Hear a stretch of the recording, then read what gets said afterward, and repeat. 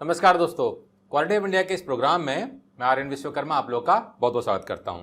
दोस्तों, किसी भी डिज़ाइन इंजीनियर के लिए, इनफैक्ट किसी भी प्रोफेशनल्स के लिए जो कि किसी इंजीनियरिंग इंडस्ट्री में काम कर रहा हो, चाहे वो मैन्युफैक्चरिंग में हो, चाहे वो क्वालिटी एश्योरेंस में हो, चाहे वो इंजीनियरिंग डिपार्टमेंट में हो, प्रोडक्ट का डिज़ाइन कर रहा हो, इंजीनियरिंग ड्राइंग को स्टडी करना और उसमें से रिलेवेंट कुछ इंपॉर्टेंट कॉन्सेप्ट होते हैं जिसमें कि डायमेंशंस एंड टॉलरेंस होता है ना, कि डायमेंशन कैसे हम मेंशन करते हैं, कितने तरह के डायमेंशंस होते हैं, किसी तरह के हमारे टॉलरेंसेस होते हैं, कैसे उसको मेंशन किया जाता है, इसको जानना हमारे लिए बहुत ज़रूरी है।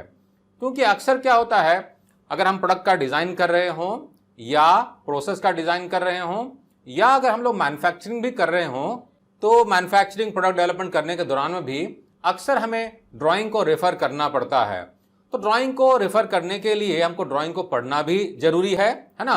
तो ड्राइंग को कैसे रीड करते हैं, कैसे पढ़ते हैं, इसके लिए हमने ऑलरेडी एक वीडियो बनाया हुआ है। अगर आपने उस वीडियो को नहीं देखा है तो उसको भी देख लें और हमारे GD&T के वीडियो को भी चेक कर लें, ताकि GD&T में इस्तेमाल किए जाने वाले काफ़ी सारे इंपॉर्टेंट फीचर कैरेक्टरिस्टिक्स के बारे में आपको डिटेल में जानकारी वहाँ पर मिल जाएगी।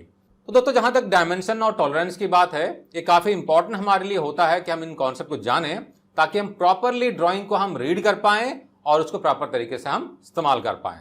तो दोस्तों, कभी भी हम अगर इस तरह कोई ड्राइंग अगर रेफर करते हैं और ड्राइंग में अगर इस तरह कोई न्यूमेरिकल दिया हुआ रहता है, तो इस तरह के न्यूमेरिकल को हम डायमेंशंस कहते हैं और न्यूमेरिकल को हम यूजुअली mm में एक्सप्रेस करते हैं। तो दोस्तों, ये जो है ये नॉमिनल डायमेंशन हो गया, यानी कि इस डायमेंशन को अगर हमको मैन्युफैक्चरिंग करना है तो क्या ये प्रैक्टिकली पॉसिबल है कि एग्जैक्टली इसी डायमेंशन में हम मैन्युफैक्चरिंग कर पाए? ये प्रैक्टिकली पॉसिबल नहीं होता है। इसलिए एज ए GD&T रूल हम क्या करते हैं, इसमें कुछ ना कुछ टॉलरेंस देते हैं, क्योंकि ह्यूमनली और टेक्नोलॉजिकली भी प्रैक्टिकली पॉसिबल नहीं है कि हम एग्जैक्ट डायमेंशन को मैन्युफैक्चरिंग कर पाए। तो इसमें हमें टॉलरेंस देना जरूरी होता है। तो अगर हम लोग इस तरह से कोई डायमेंशन मेंशन कर रहे हैं, इसमें बेसिकली दो पार्ट होता है। पहला पार्ट हो गया, ये मेरा हो गया नॉमिनल डायमेंशन, है ना, 90 mm, और दूसरा पार्ट जो हो गया ये हमारा टॉलरेंस का पार्ट हो गया। तो टिपिकली अगर हम लोग इंडस्ट्री में किसी से बात करते हैं तो इन्हें जनरल सेंस में अगर आप किसी को पूछेंगे कि टॉलरेंस कितना है, तो जनरली टॉलरेंस बताया जाएगा ±0.1। लेकिन अगर हम लोग GD&T के रूल के हिसाब से बात करें तो इसमें हम टॉलरेंस ±0.1 नहीं कहेंगे, हम इसका कहेंगे टॉलरेंस 90.1 -89.9, यानी कि इसका मैक्सिमम वैल्यू और मिनिमम वैल्यू दोनों का सब्सट्रैक्शन जो होगा वो कहलाएगा टॉलरेंस। यानी कि यहां पर हमारा जो 90.1 और 89.9 हो जाएगा, यानी कि अपर स्पेसिफिकेशन हो जाएगा और लोअर स्पेसिफिकेशन, दोनों को जब हम सब्सट्रैक्ट करेंगे तो हमारा टॉलरेंस निकल कर आएगा 0.2, और 90 यहां पर हो जाएगा हमारा नॉमिनल साइड, जो कि डिजाइन के हिसाब से इसको निकाला जाता है। यानी कि फिटमेंट, फॉर्म, फंक्शन के जो रिक्वायरमेंट रहते हैं उन रिक्वायरमेंट के हिसाब से जो डिजाइनर रहता है इन नॉमिनल डायमेंशंस को वो कैलकुलेट करते हैं या डिराइव करते हैं। अब अगर हम लोग यहां पर देखें तो ये जो 45 का जो डायमेंशन है इसे हम कहेंगे बेसिक डायमेंशन। यानी कि इस तरह से अगर कुछ बॉक्स में डायमेंशन दिखाया हुआ रहता है, इसे हम कहते हैं थ्योरेटिकली एग्जैक्ट डायमेंशन, जो कि लोकेशन, ओरिएंटेशन या प्रोफाइल को इस्तेमाल करते हुए डिराइव किया जाता है। और अगर हम लोग यहां पर देखें तो हम यहां पर दो डायमेंशन देख सकते हैं, 45 और 45। तो इसका बेसिक पर्पस क्या हो जाएगा? इसका पर्पस यहां पर हो जाएगा इस होल के लोकेशन को डिराइव करना। यानी कि इस पार्ट को मैन्युफैक्चरिंग करने के लिए मुझे अगर यहां पर होल ड्रिल करना है तो होल बनाने के लिए मुझे लोकेशन चाहिए होगा, और उस लोकेशन के लिए मुझे ये दो डायमेंशन मुझे हेल्प करेंगे। अब समझते हैं दोस्तों लिमिट डायमेंशन क्या होता है। तो दोस्तों, हमने पहले देखा था कि डायमेंशन अगर लिखा हुआ है 90 ±0.1, ठीक है ना, तो हम क्या कहते हैं, वो एक्चुअली हो गया बायलैटरल टॉलरेंस, यानी कि डायमेंशन है उसमें दो तरह के टॉलरेंस दिए गए हैं। लेकिन जब हम बात करते हैं लिमिट डायमेंशन की, यानी कि 90 ±0.1 के जगह में अगर हम इसको ऐसे लिखते हैं 90.1 और 89.9, यानी कि ये 90.1 जो हो गया ये हो गया इसका अपर स्पेसिफिकेशन लिमिट, और 89.9 जो हो गया ये हो गया लोअर स्पेसिफिकेशन लिमिट। यानी कि इस डायमेंशन को हम 90.1 से लेके 89.9 के अंदर में हम बना सकते हैं, मैन्युफैक्चरिंग कर सकते हैं। तो इस तरह से अगर हम लोग डायमेंशन लिखेंगे इसे हम कहेंगे लिमिट डायमेंशन। अब बात करते हैं टॉलरेंस की। तो जब टॉलरेंस की बात करते हैं तो पहले समझते हैं कि यूनिलैटरल टॉलरेंस क्या होता है। तो दोस्तों यूनिलैटरल टॉलरेंस जो होता है, जैसा कि नाम भी बताता है, यूनी यानी कि एक डायरेक्शन में जाने वाला टॉलरेंस, ठीक है ना। तो ये हमारा जो 90 का नॉमिनल डायमेंशन है, अगर इसमें हमें टॉलरेंस देना है और हमने दिया हुआ है +0.1 -0, यानी कि ये जो डायमेंशन है ये प्लस साइड में ही आप इसको 0.1 में बना सकते हैं, उसमें कुछ टॉलरेंस दिया हुआ है। माइनस की तरफ में आप जा नहीं सकते हैं, यानी कि एक डायरेक्शन में ही टॉलरेंस दिया गया है, इसे हम कहेंगे यूनिलैटरल टॉलरेंस।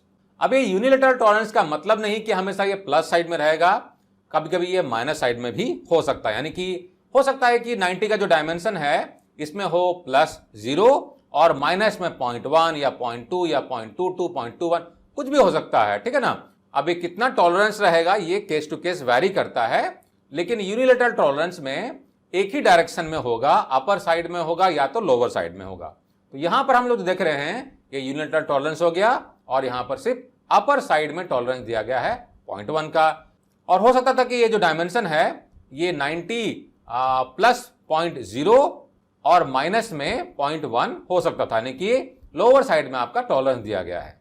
अब बात करते हैं बायलैटरल टॉलरेंस की। तो ये हो गया हमारा यूनिलैटरल टॉलरेंस, यानी कि एक साइड में है। अगर मेरा टॉलरेंस दोनों तरफ में रहता है, जैसे कि यहां पर 90 ± 0.1 है, इसे हम कहेंगे बायलैटरल टॉलरेंस। और बायलैटरल टॉलरेंस में इसे हम कहेंगे इक्वल बायलैटरल टॉलरेंस, यानी कि यहां पर जो 90 का जो डायमेंशन है इसमें प्लस में भी 0.1 और माइनस में भी 0.1, दोनों तरफ में हम इक्वल टॉलरेंस दे रहे हैं, इसे हम कहेंगे इक्वल बायलैटरल टॉलरेंस।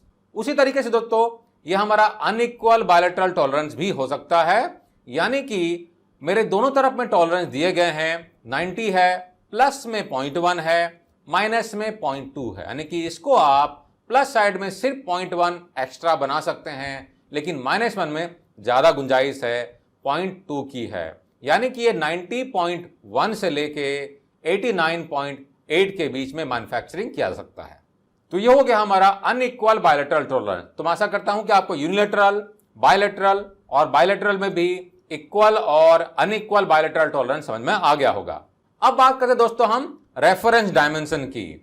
अब दोस्तों हमने देखा था कि यहां पर जो डायमेंशन दिए गए हैं, अब यहां पर ओवरऑल डायमेंशन दिए गए 90 का। अब इस 90 को यहां पर ब्रेक कर दिया है 30 30 30, और यहां पर कुछ शेप भी है ना, एक छोटा सा यहां पर कट भी है। तो इसके लिए मैन्युफैक्चरिंग करने के लिए यहां पर क्या किया गया है, यहां से यहां तक का 30 का डायमेंशन दिया है, यहां से यहां तक फिर 30 है और लास्ट वाला पोर्शन भी 30 का है, यानी कि तीनों के तीनों जो है 30 में है। और टॉलरेंस कितना दिया गया है, ±0.1 ±0.1 ±0.1, यानी कि तीनों डायमेंशन को हम 0.2 के टॉलरेंस के अंदर में हम मैन्युफैक्चरिंग कर सकते हैं। अब एक एग्जांपल ले लेते हैं समझने के लिए। मेरा ये जो डायमेंशन है ये 90 ± 0.1 का है। तो मैन्युफैक्चरर ने जब इसको मैन्युफैक्चरिंग किया तो ये जो डायमेंशन है ये मेरा बन के निकला है 89.9, बिल्कुल चलेगा, क्योंकि यहां पर 90.1 से लेके 89.9 तक का ऑप्शन है हमारे पास में। तो मैन्युफैक्चरर ने इसको लोअर साइड में 89.9 में बना दिया है, तो ये मेरा एक्सेप्टेबल है। अब ये जो दोनों डायमेंशन है 30 ± 0.1 और 30 ± 0.1, इन दोनों को अपर साइड में मैन्युफैक्चरिंग किया गया है, यानी कि 30.1 30.1, तो टोटल मिला कितना हो जाएगा 60.2। तो ये दोनों डायमेंशन मिलकर बन गया 60.2। अब ये मेरा हो गया 89.9 और ये दोनों मिला के बन गया मेरा 60.2। तो दोनों को जब मैं सब्सट्रैक्ट करूंगा तो मेरा डायमेंशन निकल के आता है, जो ऑप्शन निकल के आता है 29.7 का, यानी कि जो लास्ट वाला पोर्शन है इसको मुझे 29.7 में मैन्युफैक्चरिंग करना है, ठीक है ना। लेकिन यहां पर तो टॉलरेंस दिया गया है कितना, 30.1 से लेके 29.9 तक का, यानी इसका जो लोअर साइड है उससे भी कम मेरा ऑप्शन बच रहा है। तो ये तो गड़बड़ हो गया, ठीक है ना। यानी कि इस तरीके से हम मैन्युफैक्चरिंग नहीं कर सकते हैं। तो दोस्तों इस केस में क्या क्या आता है कि इन तीनों में से जो भी डायमेंशंस नॉन फंक्शनल हो, क्योंकि पार्ट जो मैन्युफैक्चरिंग किए जाते हैं बहुत सारे फीचर जो रहते हैं उसमें फिटमेंट, फॉर्म, फंक्शन के हिसाब से अलग अलग उसकी इंपॉर्टेंस रहती है।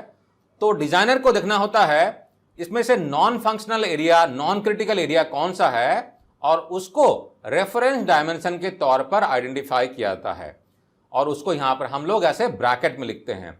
तो 30 ब्रैकेट में लिखा गया है, ये मेरा हो गया रेफरेंस डायमेंशन, यानी कि हमारे लिए यहां पर क्रिटिकल हो गया इन दोनों डायमेंशन को मैनेज करना।